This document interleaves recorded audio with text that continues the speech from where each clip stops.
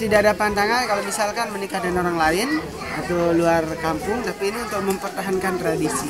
Rasa kekerabatan itu sehingga nikah masih suka dengan sepupu-sepupu atau kerabat sendiri. Adat istiadat perkawinan di sini tidak melamar pada orang tua seperti halnya yang dilakukan orang pada umumnya. Tapi adat istiadat perkawinan kami di sini masih kawin lari dan kawin culik, itu adat tradisi perkawinan kami. Yang dimaksud dan kawin lari di sini bila kami mau menikah dengan gadis itu atas suka sama suka. Tapi tanpa pengetahuan kedua orang tuanya itu kami bawa lari diam-diam dari orang tuanya baru dapat nikah. Tapi sebelum kami melarikan gadis itu, kami udah kenal sebelumnya sama gadis itu atau udah pacaran sebelumnya, dan orang tuanya juga tahu anaknya kenal sama laki-laki itu, tapi kapan anaknya dilarikan itu orang tuanya benar-benar tidak tahu karena kami di sini tidak memakai lamaran. Nah, kalau kawin culik yang dimaksud tadi adalah kalau mau menikah dengan sepupu itu tapi dia belum begitu 100% mau diajak nikah, masih 50-50 belum pasti, tapi kami paksa culik diam-diam dari orang tuanya baru dapat nikah.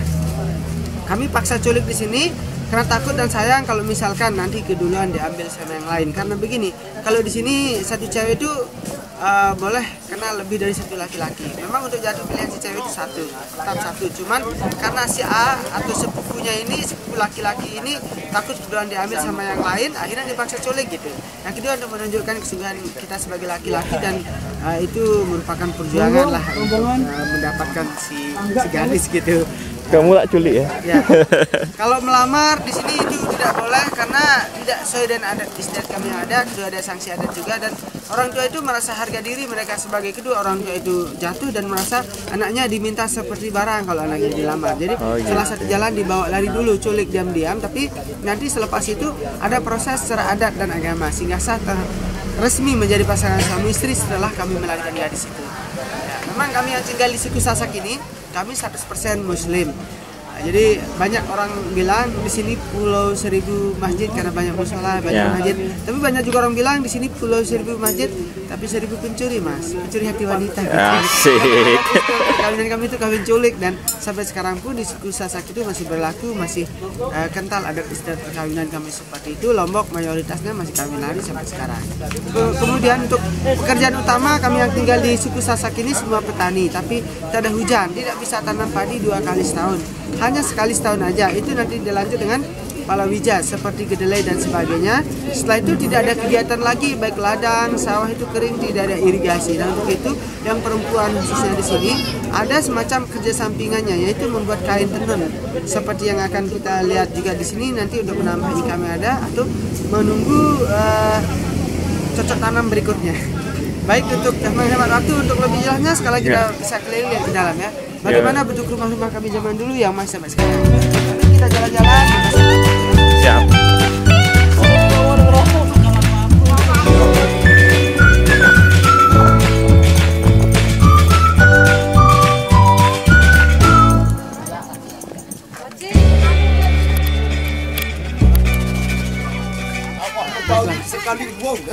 Di sini kita bisa lihat ada beberapa macam bentuk bangunan adat. Di sini salah satunya itu tadi ya, tempat tinggal yang itu. Ini lumbung padi ya? Ini satu lumbung itu dipakai 2-3 kakak. Itu padinya tidak dijual untuk dikonsumsi sendiri. Jika simpan padi di situ aman dari hama seperti ayam, tidak bisa ke atas kan. Kalau misalnya nanti gagal panen ada stoknya, sudah persediaan di atas itu.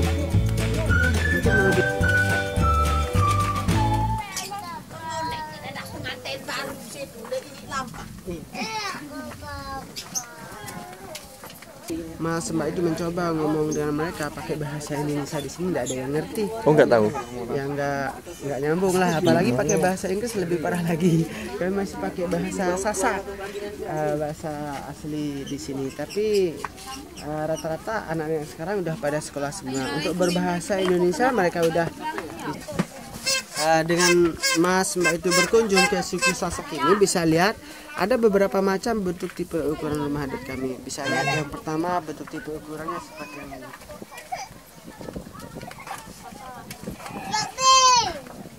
Ini ukuran 3x2, ada juga 3x4 yang kami namakan Bali Kodong. Itu bahasa Sasaknya. Jadi Bale Kodong itu bentuk rumah adat yang kecil di antara bentuk rumah adat yang lain. Mungkin kalau secara bahasa arsitektur itu bentuknya minimalis lah, simpel, sederhana.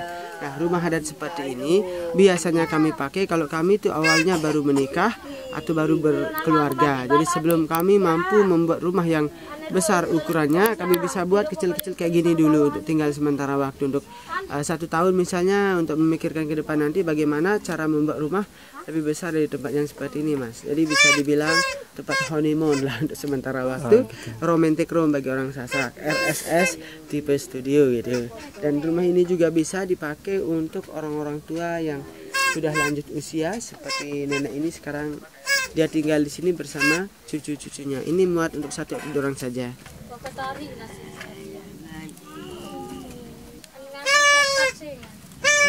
Ya ini Rio. Oh. Membuat ini atap rumah-rumah kami. Atap rumah-rumah di sini bukan jerami, bukan batang padi, tapi terbuat dari rumput alang-alang. Ketahanannya ini variasi. Ada yang tahan 7 tahun, ada yang tahan 8 tahun. Di dalamnya, di bawahnya ini tanpa dilapisi pakai plastik apapun, air tidak akan masuk ke dalam, Mas, nggak bocor. Jadi seperti boleh bilang waterproof lah. Berada di dalam pas siang hari sejuk, nggak panas. Nggak panas ya di dalamnya? Panas, di dalam.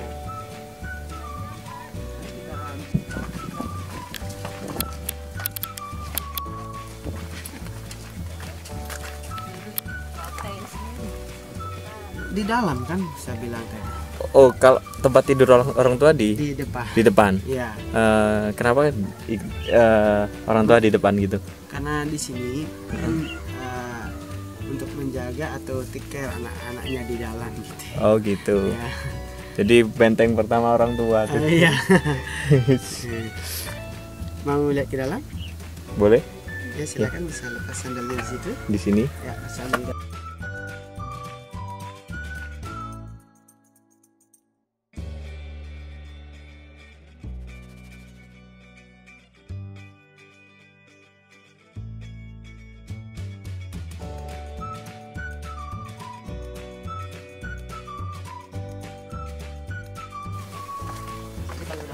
Keropos tembok lantai rumah itu. Salah satu cara kami renovasi rumah itu, 1 ember tanah liatnya, 1,5 ember kotoran sapinya. 1,5 ember? 1 ember tanah liatnya, 1,5 ember kotoran sapinya. Oke. 1 berbanding 1,5. Itu dikasih air secukupnya, kemudian diteplok ya, kita tutup. Nah itu bisa untuk bahan kita mengganti semennya. Kalau di luar sana orang-orang memakai Holcim semen cap 3 roda, tapi kalau kami masih pakai semen cap 4 kaki, itu sapi gitu. Cap 4 kaki.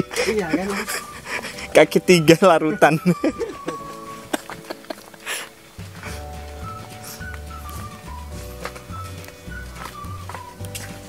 Termasuk ibu-ibu gini ini nggak bisa ya bahasa Indonesia ya? Bisa.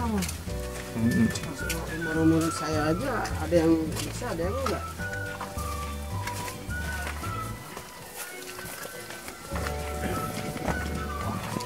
Kalau di sebelah ini kita lihat, ini bentuk rumah atau bangunan udah lain, beda. Jadi bukan satu area. Nah, ini ada pembatasnya yang membatasi kampung itu, dan ini udah lain. Jadi sasak itu ada 2 macam. Ada sasak primitif seperti ini dan sasak dinamis seperti yang itu. Itu di Kota Mataram udah sasak dinamis ya.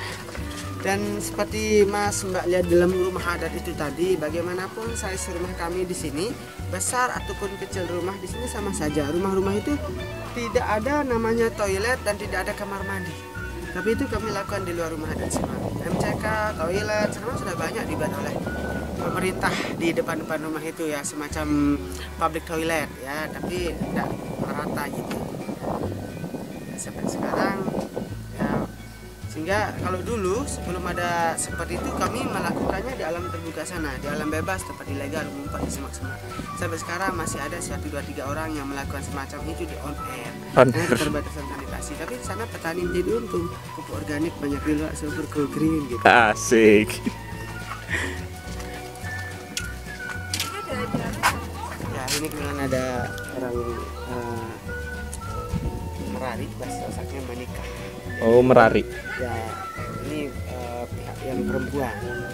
Yang di sini. Iya, pihak perempuan. Diculik dulu nggak? Di dilarikan juga. Dilarikan. Iya. Untung kamu nggak tak larikan dulu ya.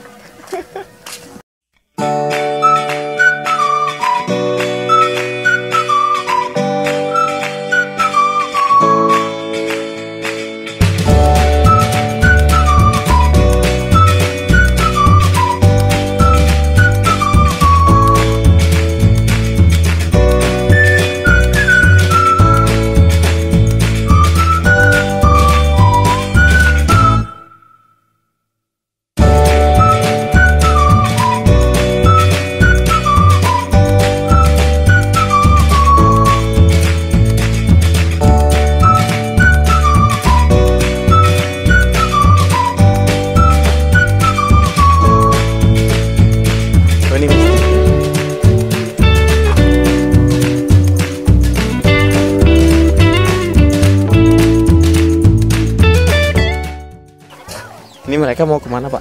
Yang apa yang kayak gini? Tadi sudah saya jelaskan, ada setiap kalian lari. Nah, itu tadi pihak yang perempuan sudah dilarikan anaknya. Setelah akad nikah, terus kami menggunakan resepsi atau pesta perkawinan biasanya. Nah, ini nanti kami mengadakan nyongkolan. Nyongkolan itu iring-iringan pengantin. Jadi ini pihak perempuan lagi mempersiapkan untuk menyambut pengantin kita. Ini dinamakan nyongkolan. Nyongkolan. Nah, nyongkolan. Jadi kalau mau lihat bagaimana nyongkolan, ada di YouTube juga banyak. Oke.